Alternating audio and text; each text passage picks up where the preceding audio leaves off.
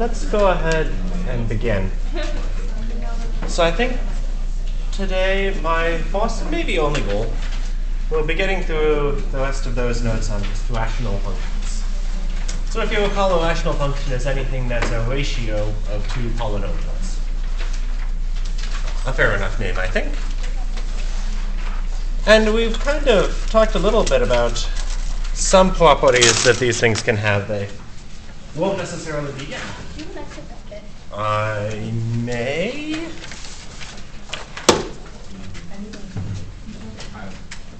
Cool. I think I saw two here and two there. This one. Nice. Are we good now? All right. Right, so they won't necessarily be everywhere defined. Since you're dividing, you might accidentally divide by 0. You need to make sure not to do that. But that's the only bad thing that can happen. That's the only thing you can't divide by. And when you do wind up dividing by something, rational functions have fairly specific behaviors. And that's what we're going to try to explain on this coming page. So let's start with something easy. So where does a rational function have an x-intercept? And let's try to work it out in general. How do you determine when the graph of a function has an x-intercept? What does it mean to have an x-intercept? That's when, like, y is 0, and y is the whole function. So if you want to know where p over q has an x-intercept, you just need to figure out where p of x over q of x is equal to 0. And if you have a fraction like that, what's the only way a fraction can be equal to 0?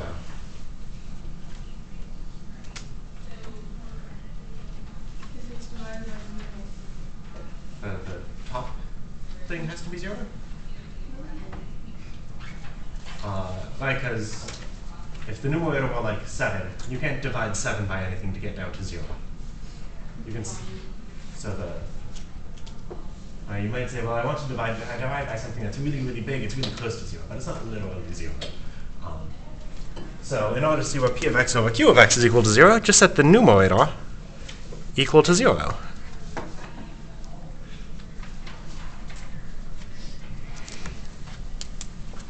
There's a vertical asymptote whenever the bottom of a fraction is 0. You can't literally plug 0, you can't divide by 0, but if you divide by something that's really, really close to 0, that makes a number get absolutely gigantic. 5 divided by 1 billion is like 5 billion. So if you want to figure out where there's a vertical asymptote, well, it's just wherever the denominator is 0. Oops.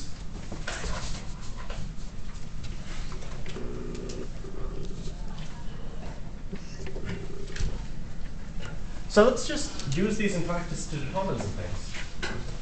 X plus 1 over x minus 1. Let's find the x-intercepts and the vertical asymptotes. So to find the x-intercepts, I'll set the top equal to 0.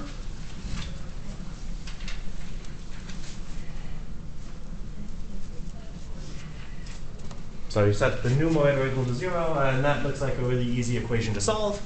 I may be writing more detail than is necessary. There is an x-intercept when x equals negative. That seem pretty okay?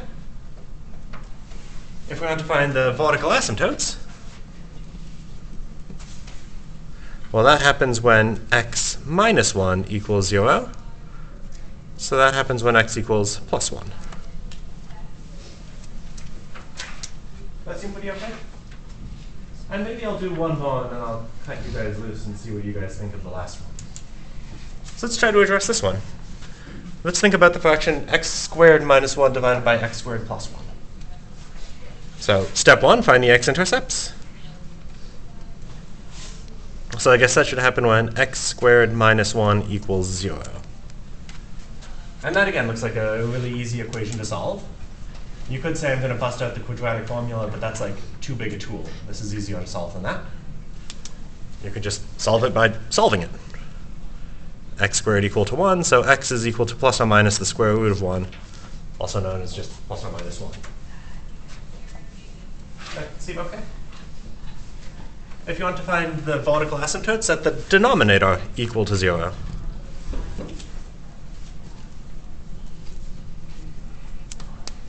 And, well, I guess you could think it through that way. So that should be x squared equal to -1.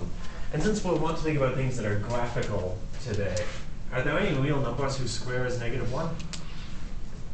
So I would say this has, well, maybe for emphasis, I'll say no real solutions. I mean, I guess you can tell in some sense where, like, the complex vortical asymptotes should be, but it's hard to figure out what that should mean because it's hard to graph over the complex numbers because you need 2 dimensions for the variable and then another 2 dimensions for the output, so your graph is 4-dimensional. Makes it hard to graph. There are some tricks that let you visualize complex functions, but I won't talk about them in this class. So I think this one I want for you. X squared plus 3 over x plus 1. Find for me the x-intercepts. Find for me the vortical asymptotes.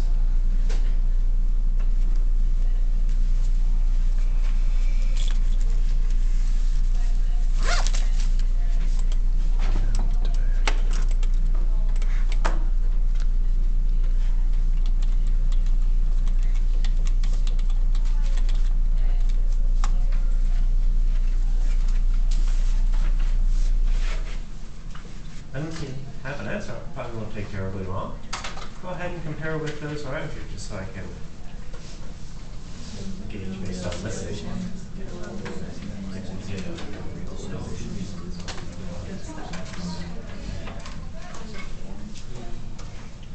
Cool. Okay. So x-intercepts. There.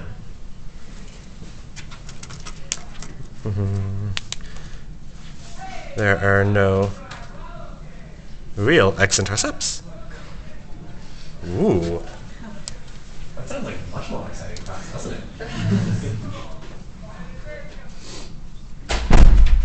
I could start yelling, but I think I shouldn't. So there are no real x-intercepts. Where are the vortical asymptotes?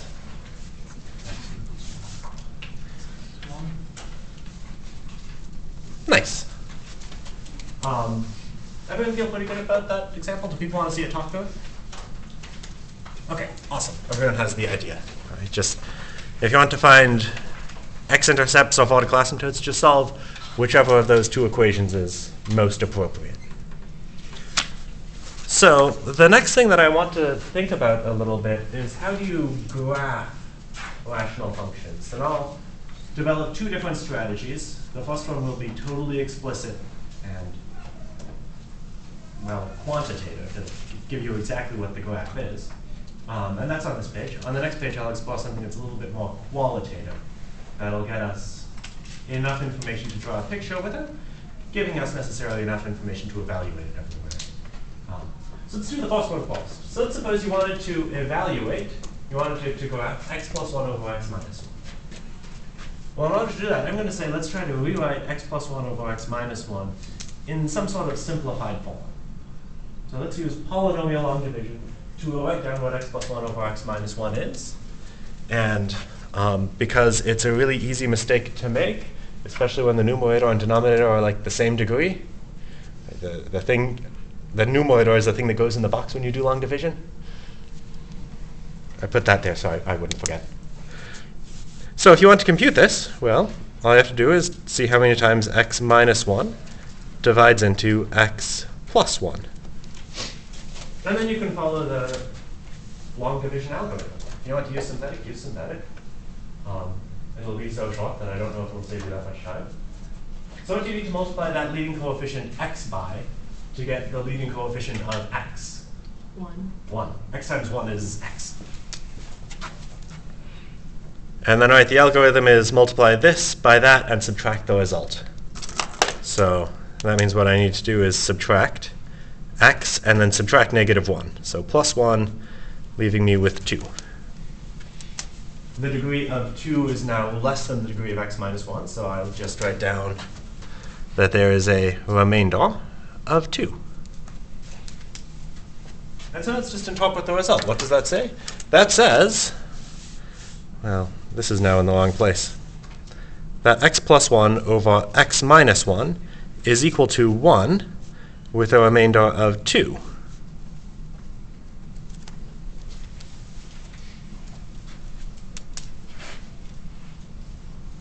How do people feel about that? Like, on the one hand, that was just polynomial division, and you already know how to do polynomial division. But let's look at this result. Is this now an easy function to graph? Yeah, you could graph it by starting with 1 over x.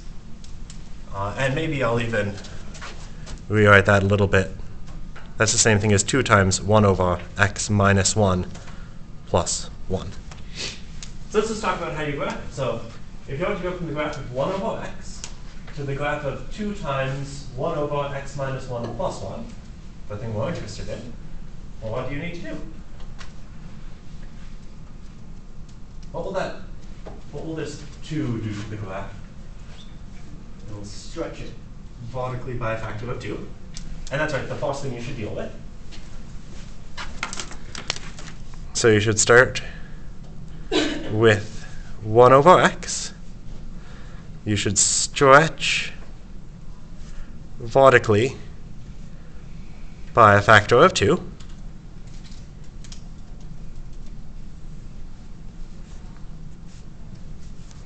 And then what should you do?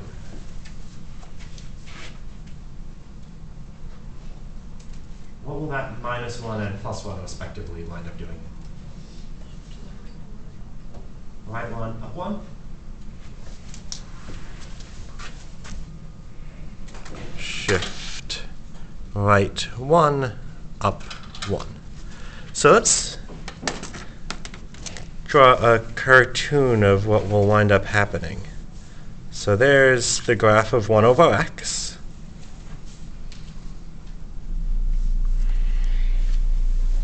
And what is it that I need to do to that? I need to first stretch it vertically by a factor of 2. So that graph will actually wind up looking pretty similar, especially since I haven't indicated scale in absolutely any way.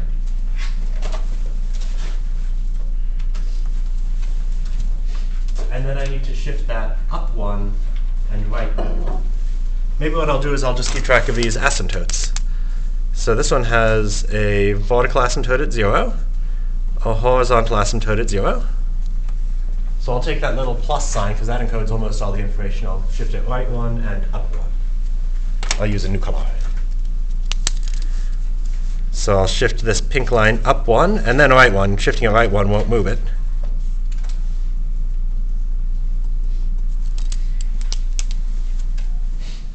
And I'll just bring along the graph for the right.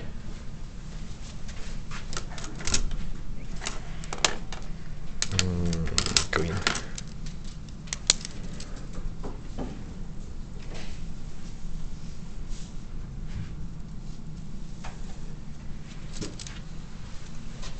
How do people feel about that? Maybe I'll be careful about one last thing. Let's make sure I have the right intercepts, just because those are easy to find. Where should the x-intercept of this graph actually be? Or y-intercept, whichever one you want.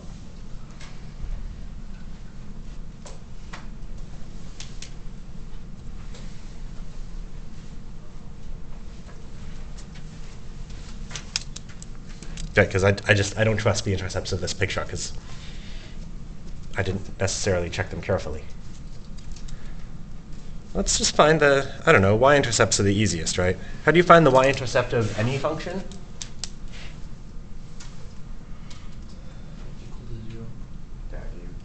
To find the y-intercept, that's when x is 0. So you just plug in x equals 0.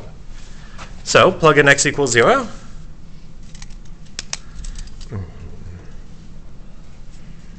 And what will you get? You'll get 0 plus 1 over 0 minus 1, which is, I think, minus 1.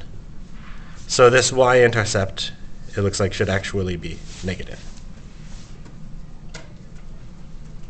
People feel okay? So, I mean, that's easy to achieve. I'll just the graph should actually look a little bit more like this. But that's why I do the scratch graph to the right. Now I know what the graph should actually look like. There will be a vertical asymptote at x equal to 1, a horizontal asymptote at y equal to 1,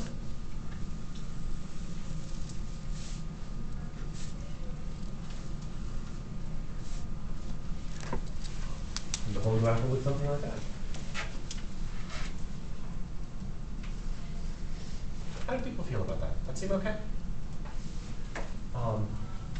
So there's one other example of this on this page, and I can think of two good ways to approach this. Either I can keep talking, or you guys can walk through it with those around you, get the experience, and then we'll come together. How do people want me to keep talking? Okay, that's enough hands.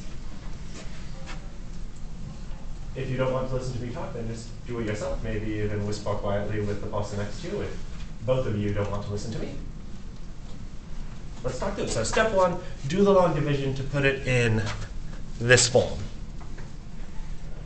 So let's do the division. So I need to divide the denominator x minus 2 into the numerator 2x plus 3. So what do I need to multiply this x by to get 2 multiplied by x? 2. Good.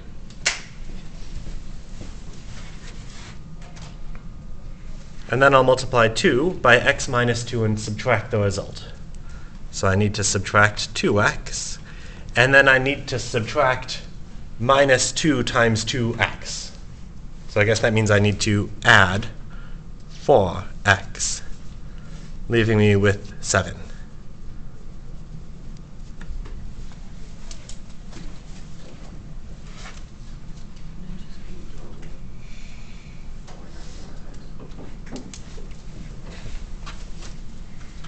I don't know what you're talking about.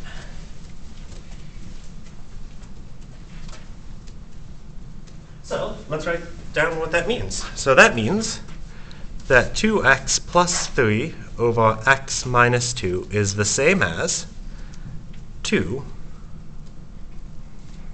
plus 7 over x minus 2, or this is maybe not an essential step, 7 times 1 over x minus 2 plus 2. So let's describe this. So this will be the same as the graph of y equals 1 over x. But the first thing I should do is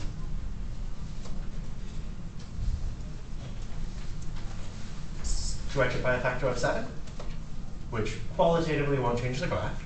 And then I should shift it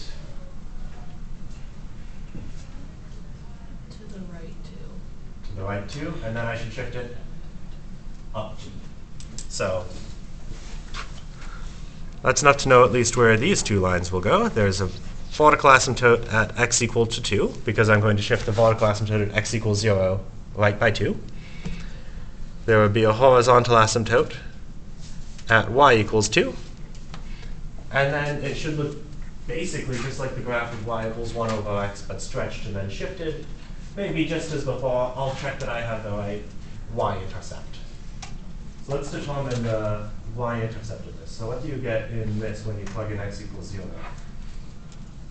I guess I even just care if it's positive or negative.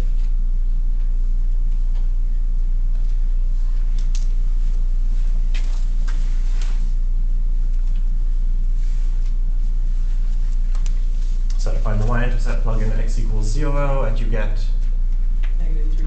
Negative 3 halves. -3/2. Thank you. So the graph will then basically just be the graph of y equals 1 over x. Stretched, but you can't tell that without any indication of scale, with a y-intercept at y equal to -3 over 2. That seem okay to work with? Nice. So there's one strategy for graphing. It works especially well if you're graphing something that looks like a linear function over a linear function. Do you think we should check these by graphing using a machine? Yeah, why not? I think I want to do for the next couple this way. Anyway. Oh, and I want to point out something that showed up on the course web page.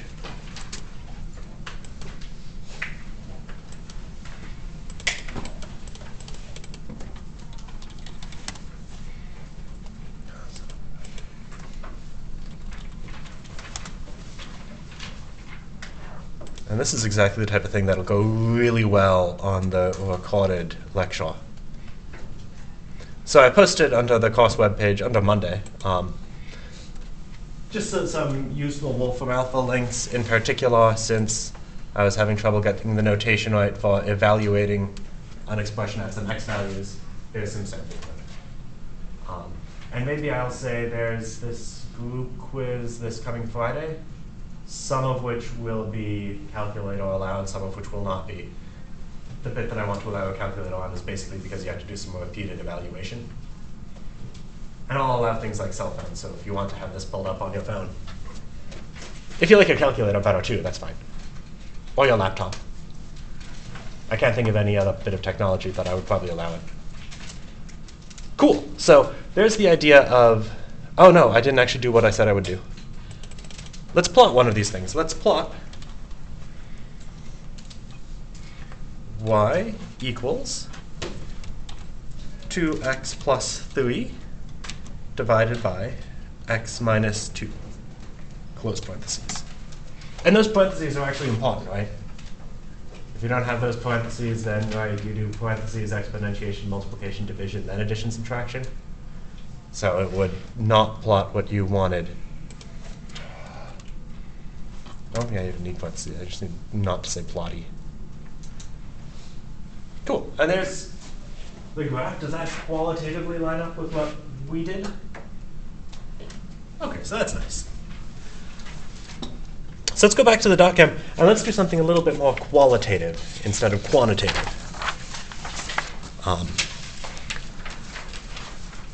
Let's notice that, all we seem to really care about is the right intercepts, maybe the right local behaviors,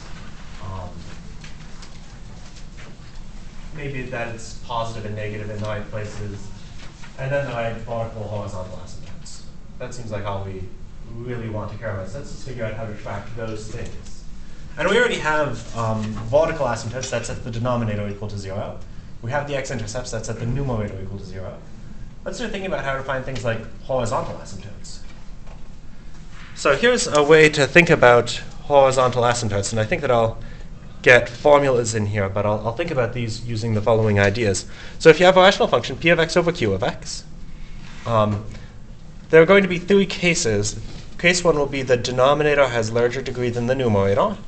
Case 2 will be the denominator has the same degree as the numerator. And the final is the degree of the numerator is greater than the degree of the denominator. So let's figure out what this will be just by writing down some examples. So let's figure out what should happen when the degree of q is larger than the degree of p. So what I'm going to do is I'm going to write down an example here. I don't know, how about x cubed minus 5x plus 7 divided by x to the 10th minus 6x cubed minus 1,000.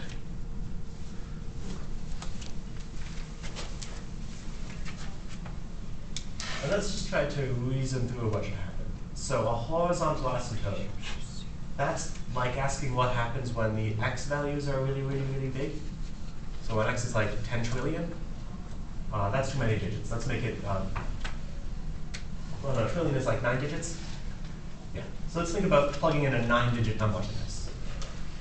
Then this x cubed, that'll be like a 27-digit number plus a 9-digit number plus 7. So does this 9-digit and 1-digit number make any noticeable difference when the first number has 27 digits? No. So I can basically ignore everything in the numerator when x is big. I can ignore everything except for that x cubed term. What about that denominator? So that x to the 10th would be like a 90-digit number, and then a 27, maybe 28-digit number, and then a 3-digit number. Do the second two actually make any difference? So when you plug in something really, really big, you can ignore all the lower order terms.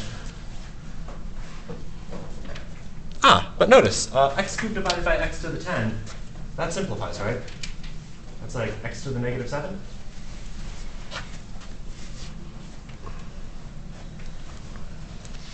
And when you take a really, really, really big number and plug it into x to the negative 7, what number do you get close to? 0. When x is really, really, really big, x to the negative 7 is really, really, really small. So the y values are getting very small. They're getting close to 0. If the degree of the denominator is greater than the degree of the numerator, there's a horizontal asymptote at y equal to 0. That might look like a 6. There, now it's definitely a 0. How do you feel about that? That seem okay? Good. Let's think about what happens when, well, and maybe I'll just, for clarification, there's nothing special about those coefficients, right? I ignore them all anyway. Let's see what happens when they're both the same degree. So how about, well, just 3x plus 1. Let's give these some coefficients.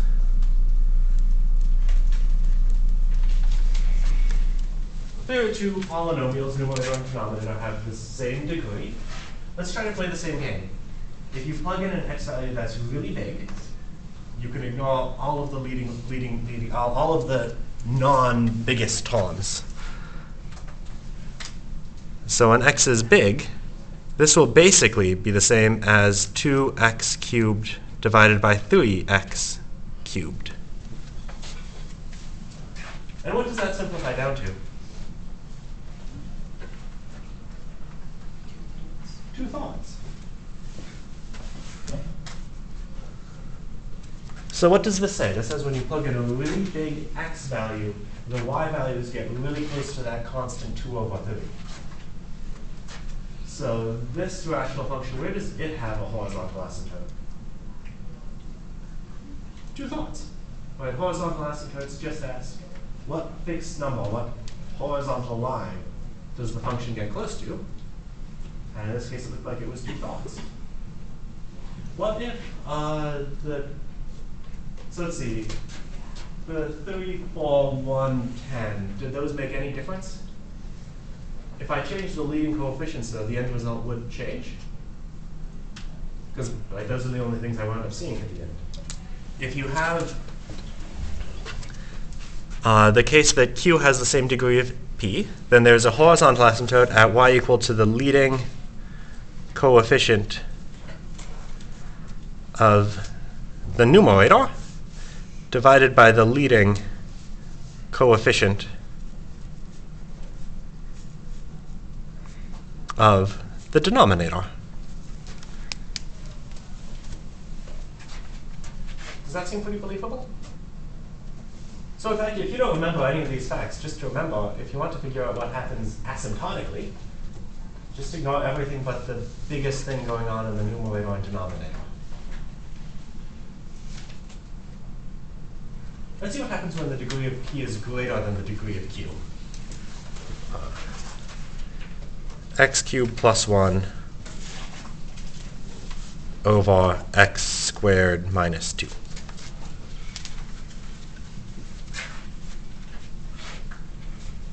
And let's play the same game. Does the plus 1 or minus 2 actually make any difference when x is gigantic? So when x is gigantic, it seems like you can ignore everything but the x cubed and the x squared. What is x cubed over x squared?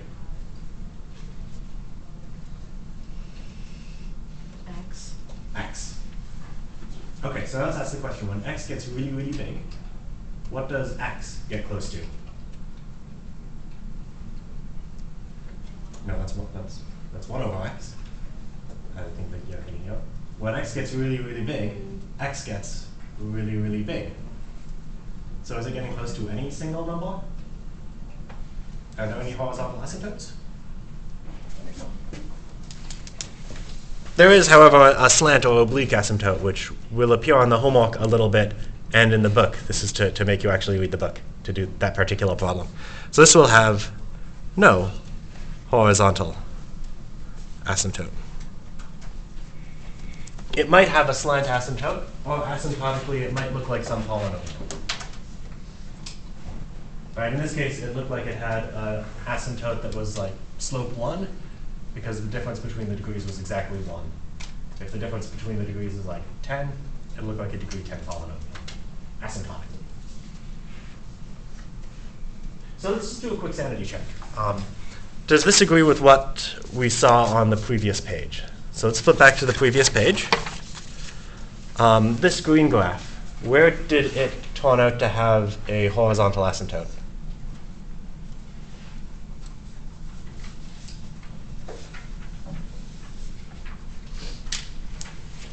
Well, I wrote on top of it, but it was at y equals 1. And now let's look at this graph, the actual function we started with. Is the degree of, how do the degree of the numerator and denominator compare? Is one bigger than the other? No, they're the exact same. So apparently I just need to compare the leading coefficients. What's the leading coefficient in the numerator? 1. Leading coefficient in the denominator? Also 1. And 1 divided by 1 is 1. Okay, so there should be a horizontal asymptote of y equals 1. Is there? Awesome. It seems to work. What the hey? Why not? Same question with this pink graph. Where did that pink graph wind up having a horizontal asymptote? 2. 2. Maybe I'll say at y equals 2 just for emphasis, but I guess the horizontal tells you it's y. But look at the formula. Should that have a horizontal asymptote at y equals 2?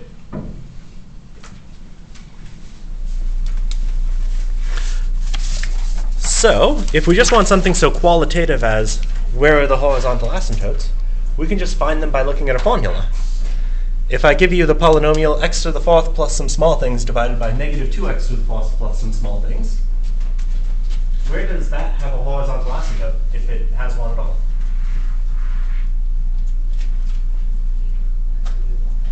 Negative a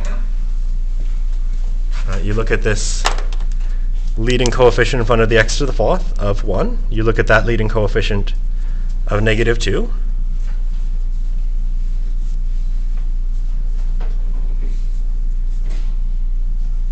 Nice. So I think I want to take a brief pause and say you guys do the rest of those 4, so those 3 remaining, which you may have done already.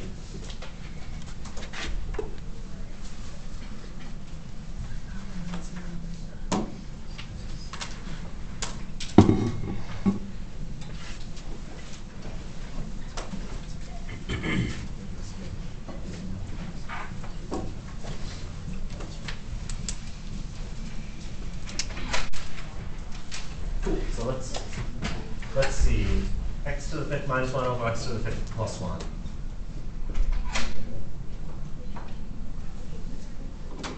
Is there something illegible? Yeah. What does it say in front of the y equals 1/2? HA for horizontal asymptote, and then at. But I can see how that's totally unreadable.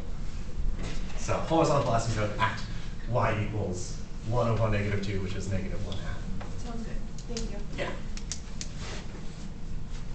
So next one, x to the fifth minus 1 over x to the fifth plus 1. At 1. And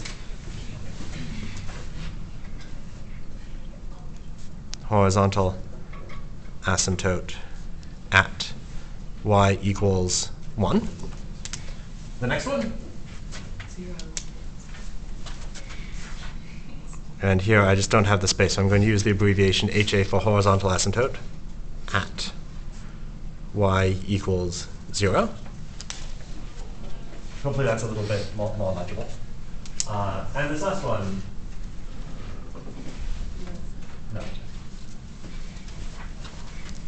no horizontal asymptote. Maybe I'll write down something else. So you notice the numerator is degree 2 more than the denominator. So this will in fact be asymptotically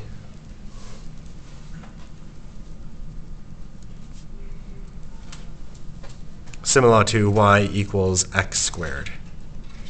It'll look qualitatively like a degree 2 polynomial when x is really, really big. Let's, I don't know, see one last example. So you have some model for population of bees in a wood. After taking some sample points and walking with the model, you find that in this randomly chosen forest, the population of bees is modeled by 5t cubed plus 2 divided by 2t cubed plus 10, measured in hundreds of nests. Hives? Bees have hives, not nests.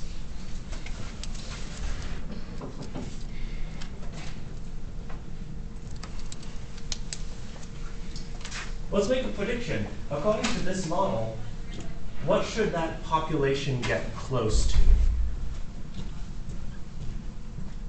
What should happen when you take a time value that's like really big?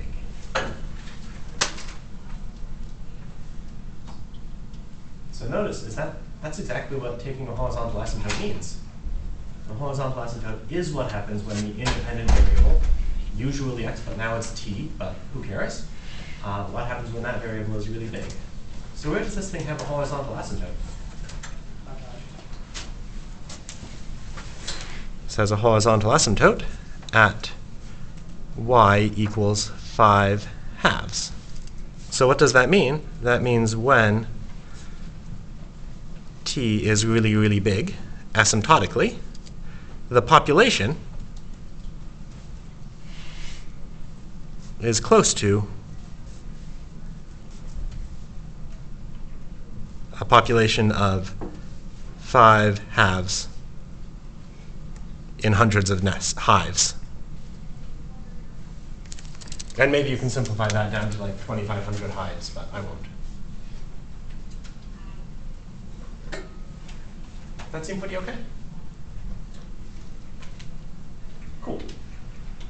So with 10 minutes left, I think I want to go on to qualitatively graphing rational functions. So I think the best way to do this is by just doing some examples. So let's try to sketch the graphs of some functions so that they have the correct asymptotes, so that they have the correct intercepts, and so they're positive and negative in the right places. That seems reasonable? So let's try to do it. Let's start by just finding intercepts and asymptotes. So here's a rational function, x plus 1 times x minus 2 all over x plus 2 times x minus 1. Let's start by finding the right x and y intercepts. And I think I'm going to use this space below for the actual doing of the walk. To find the x-intercepts, well, by the stuff that we've done today so far, how do you find the x-intercepts of a rational function?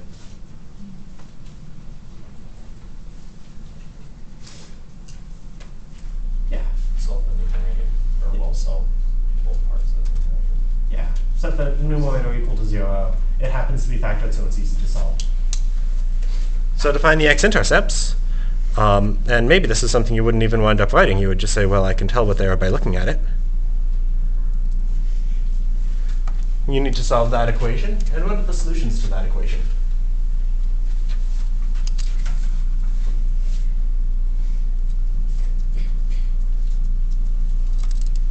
It's factored, so it's easy. Let's find the y-intercepts.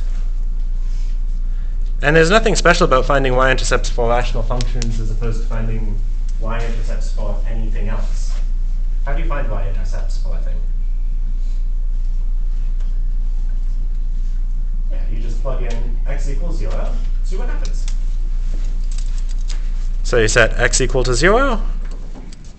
So I guess you get 0 plus 1 times 0 minus 2 all over 0 plus 2 times 0 minus 1, and maybe I'll do more walk than is probably necessary. So I guess that's 1 times negative 2 over 2 times negative 1. So I get negative 2 over negative 2. And what is negative 2 over negative 2? 1. 1. Positive 1, not negative 1.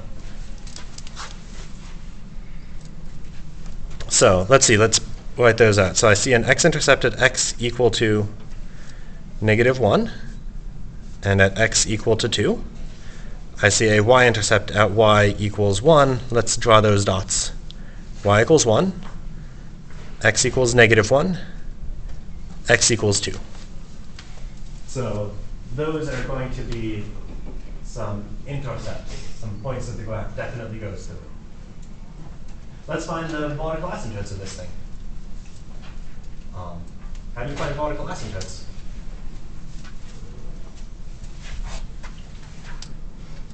You set the bottom equal to 0.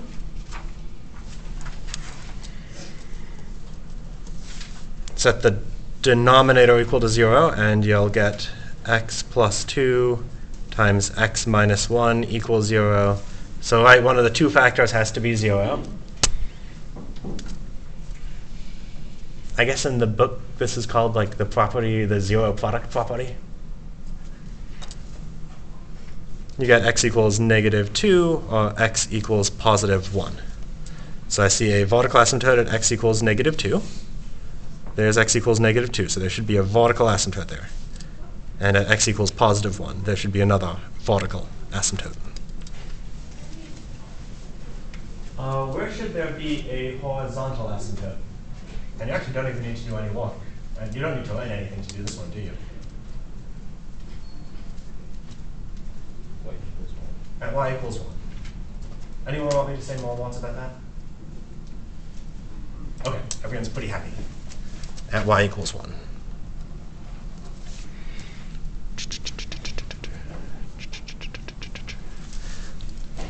And now let's try to figure out where this thing might be positive or negative.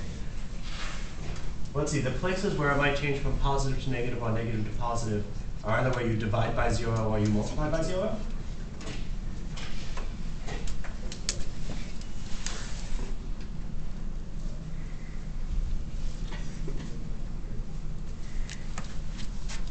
Have I done anything silly yet? Okay. So let's try to figure out where it should be positive or negative. And I'm going to try to minimize the amount of work I need to do. Or maybe I'll see what you guys think in terms of strategies. So what do you think? When x is more negative than negative 2, how could you decide if it will be positive or negative? I can think of two reasonable strategies here. And people just want to plug in some number less than negative 2, like negative 3. That's a fine strategy. But let's look at that horizontal asymptote. When x is like negative 25 billion, what should the y value be close to? Where's the horizontal asymptote? 1. Is a number that's close to 1 positive or negative? Positive. So I'm not even going to evaluate anywhere. I know it has to be positive because of this horizontal asymptote. So it should be positive until it gets to this vertical asymptote. And at that vertical asymptote, it will either go to plus infinity or minus infinity. Could it possibly go to minus infinity? Did it have to get negative? So without doing any evaluation, I know the graph should look something like that.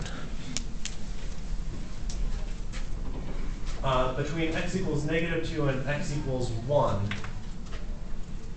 well, that's a little more subtle. It might be positive there, it might be negative there. I guess one thing we could do is just plug in an input and see what happens.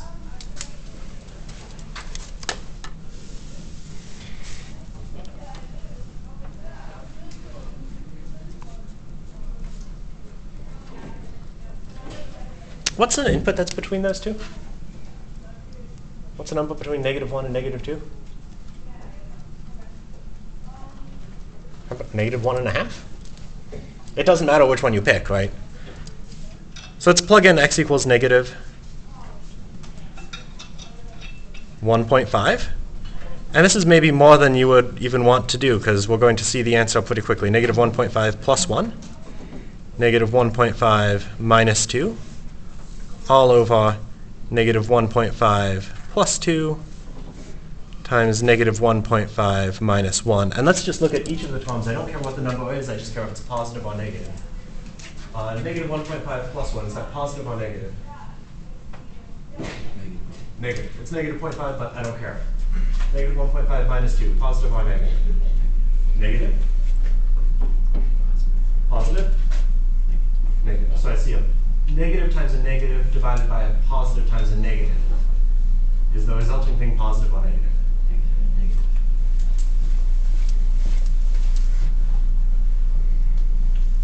So, over this whole stretch it has to be negative. So it has to go to negative infinity at this vertical asymptote.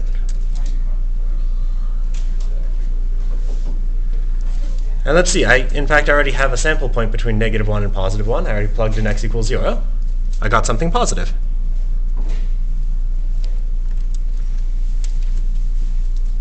Everyone with me so far? think? Between x equals 1 and x equals 2, will the thing be positive or negative?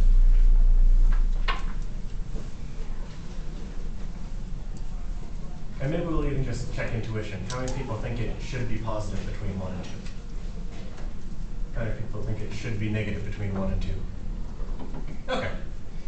Not much intuition. Well, we can check, right? What should we plug in to check if it's positive or negative? What's the number between 1 and 2? Positive 1.5. Yeah.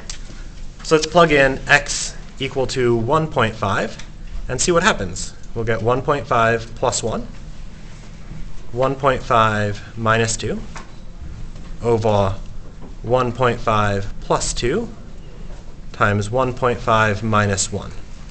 And let's just go through the check. Positive or negative? Positive or negative?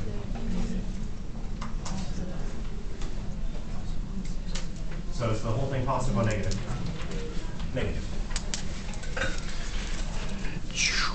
Whoosh. And then I'll just go and acquire that horizontal asymptote. So there's what I predict this graph should look like. Do you think we can check it electronically? Why not?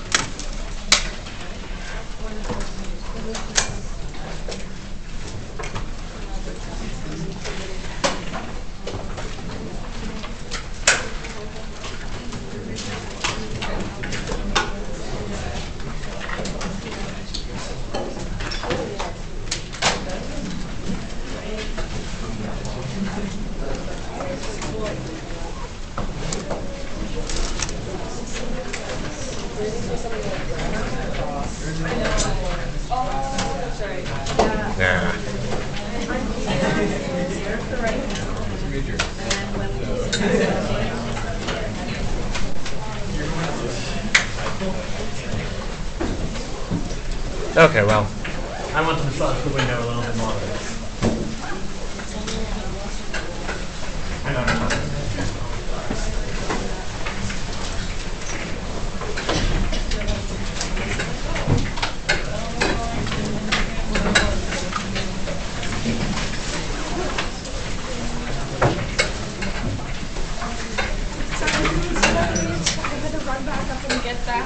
Oh, no. Thank you for getting it now as opposed to later. Do you want the thing that I handed back today? Oh, yeah. No, let's just skip Steven. There you are. This one from I talked to on Friday. Yes. Let me, so this is not the same as this one? No. Okay. So I'm going to flag this as late for my own benefit. I won't dock points. Okay, thank you. But I will be formatting for this. Okay. Okay. Do you... No, you were here. You got your homework back. And like you turned in your homework, right? Yeah.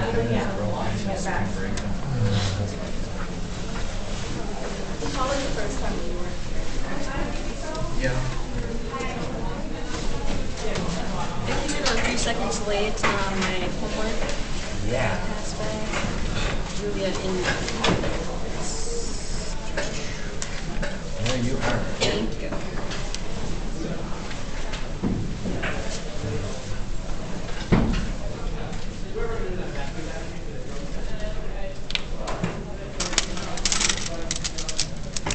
Oh, this should end